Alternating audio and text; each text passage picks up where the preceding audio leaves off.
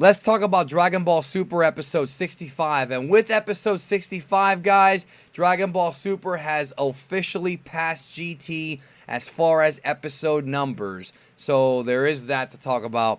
Episode 65 is called Saigo no Shinpankai Zettai Shin no Kyukyoku no Pawa, which translates to Final Judgment, the Supreme God's ultimate power. Final Judgment is such like a Final Fantasy-esque like name for a move, and man, did this episode have shades of Final Fantasy, of all the Final Fantasies, really. This episode had total like final boss, written all over it. It really did. And like I said, there's a lot of Final Fantasy influences here. So much to talk about. Let's go ahead and get into it here. Of course, where we left off the story, Zamasu and Goku Black have fused, and they are now the Supreme God merged Zamasu. Whatever. The majority of the first half of this episode was really Goku or Zamasu, merged Zamasu, Super Zamasu, showing off his powers and his new abilities. He's reveling in his power. Goku and Vegeta are, of course, freaking out because this is a fusion and they've never dealt with a Potara fused opponent before. Never happened before. So really good animation early on in the episode. There's a bunch of light.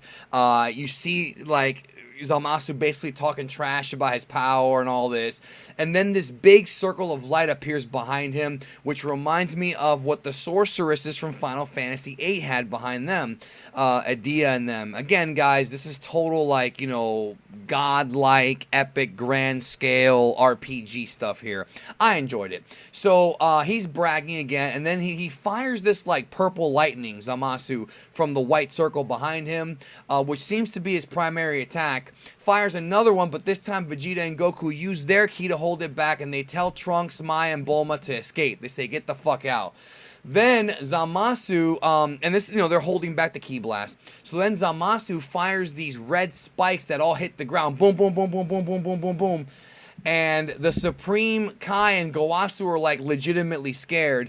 Herms translated this move as being called the Spear of Judgment, or the Spears of Judgment.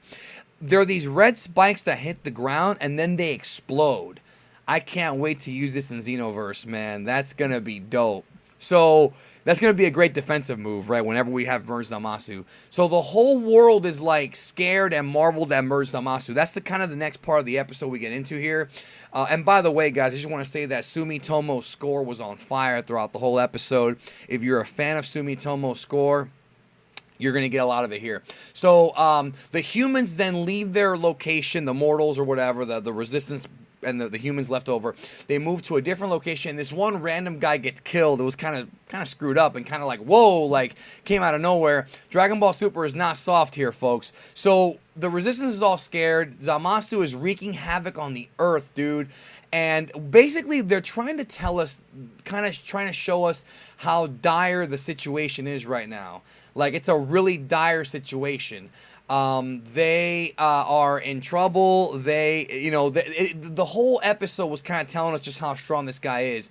So the resistance guys then wonder, wait a minute, what's going on here? The world's coming to an end.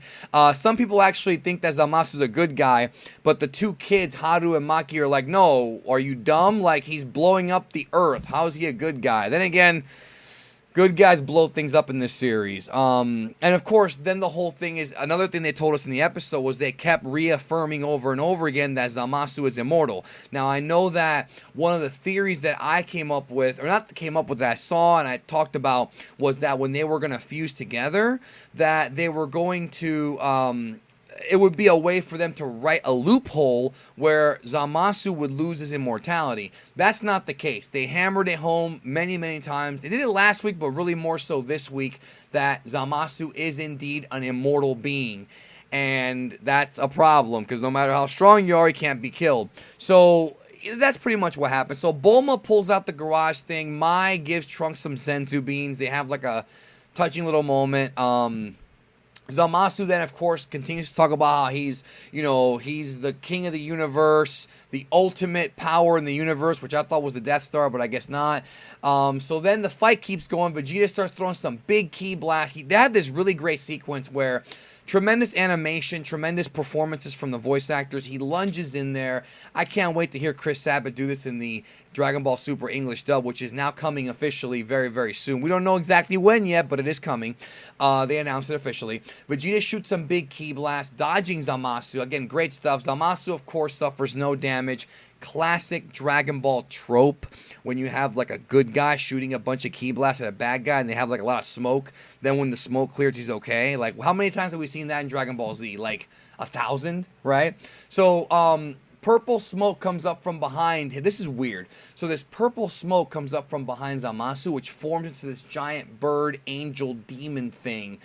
I don't even know. I'm going to rewatch the episode again to see if they give this thing a name, but it's like a giant bird demon. Again, very Final Fantasy, final boss stuff. And this thing fires a ki blast at Vegeta and knocks him on his ass. It was like a damn summon spell, all right? That's what it came off like.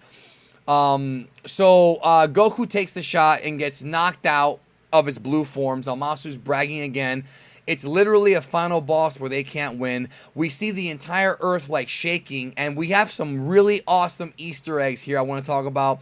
They showed Kame House, which does exist in the future, and then they showed Android 8, guys. Ader, otherwise known as Hachan from Dragon Ball, made a very brief cameo here. So we've seen Arale, we've seen Ader. Are we going to see Snow or Suno? Who knows? But I popped when I saw freaking Android 8 there for just a second. I wish he was strong enough to get involved, but come on now. So we see like a ring of fire surrounding the town.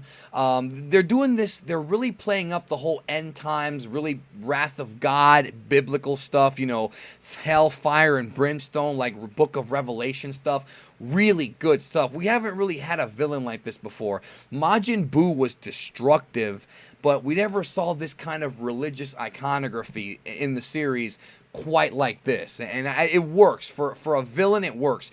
And I just wonder how they're going to top it. Like, how the hell are they going to top this, right? So Trunks, like, for the next villain. So Trunks is saving the kids' lives or whatever. He tells Yajirobe, get him out of here. Goku and Vegeta are both injured, and Vegeta's screaming about how the Saiyans don't have any limits. So they power up to full power, SS Blue. Let's get this guy. They attack Zamasu. Zamasu fires a big ki blast. They manage to actually break through the ki blast and punch through it and hit that purple demonic force. And they beat it, and then they go through the purple demonic force, and they lunge at Zamasu with right hands, but Zamasu holds out his palms and blocks both shots like nothing, and then crushes their hands, just crushes them, you know, like nothing, dude. This guy's too strong for them. So then he once again fires the Spears of Judgment. Goku and Vegeta are once again down. It seems hopeless. They'll never give up. So Trunks shows up and sees his dad hurt again, calls forth the power, once again transforming into that yet unnamed blue and yellow hybrid transformation, fake god, whatever. There's a million names for it in the community. They really are implying here, guys, that Trunks has surpassed Goku and Vegeta. I'm not saying he has. Do not misconstrue my words. But the way that the Kaioshin are reacting to Trunks' power, and the way that the whole earth shakes when he transforms, they are really implying that he has surpassed Goku and Vegeta, and he's not even using a full SS Blue.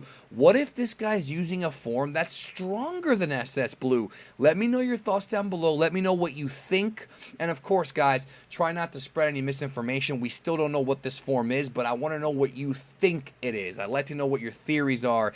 Has he surpassed Goku and Vegeta? They really make it seem like he did.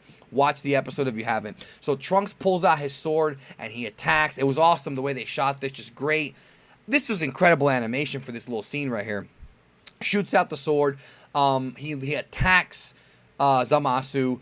Zamasu shoots the spears again. Trunks blocks them with the sword, like knocks them away. Swings at Zamasu, who holds the sword up with his bare hands and fires a blast at Trunks, knocking him down. Again, the animation for this scene was stellar. I'm going to get with Anime AJ during the week and ask him who animated this. He'll figure it out because he's the pro at that. And I don't know if it was Tate or any of these guys, Sheeta, but it was really, really good. This was the best animation sequence of the whole episode. Music was thumping. This whole last 10 minutes of the episode, or last 5 minutes, was classic Dragon Ball Z. Like, the shit that we all want. You know what I mean? Like the fights that we all want. So he fires this giant beam that looks like the sun or something, and Trunks is like, fuck you, I'm fighting for mortals. And they show like Bulma, Mai, like all these characters that he's fighting for, like they do like a silhouette. Amazing direction here, guys. Really outside the box thinking. I love it so much. He fires a Gallic gun. So they have this huge beam struggle. We have not seen a beam struggle like this in Dragon Ball Super as of yet.